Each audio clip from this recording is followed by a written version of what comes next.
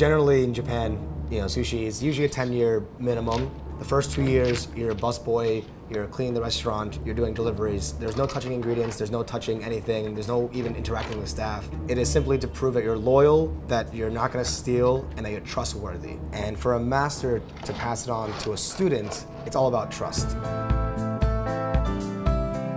We have here a very well-seasoned Japanese veteran chef and a young American lady. A new age, a new era.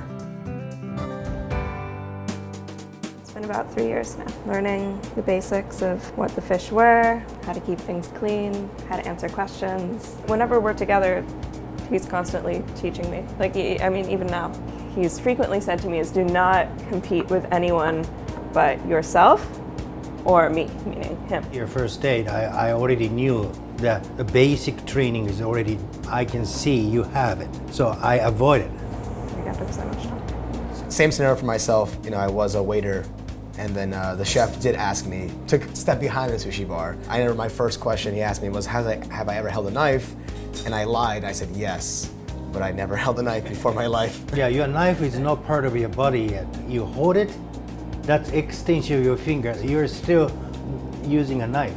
When you're a waitress and you make a mistake, obviously you're in trouble for something and making a mistake. When you're in a sushi bar and you make a mistake, the guilt for making the mistake is so much greater behind the bar.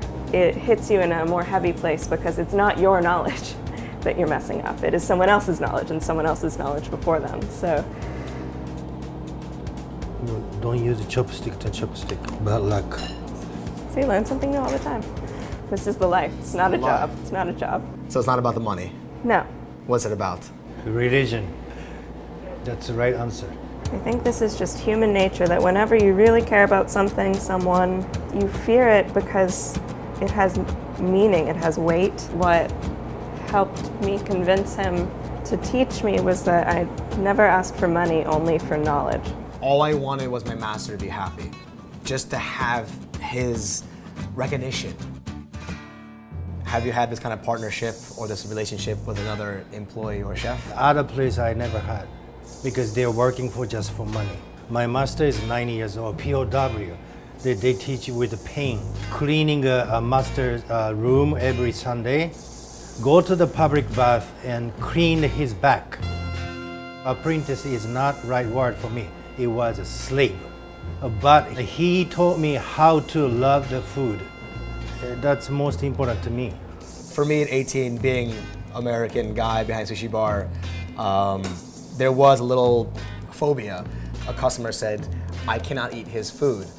So far from what you said, it was exactly the same. Like at first for me, he would make sushi for me and I would serve it, and that was, how you learn about the weight, feel, texture, and also how to gain people's trust. And everyone is treated completely equal here at Yeah, Sushi. once we had a very difficult customers. Yeah, I do not want to eat female chef's sushi. So. But I said, doesn't matter female or male. I asked her to make sushi, so she's okay. So you don't want to eat her sushi? I will not make your sushi either. You will go home. That was my answer.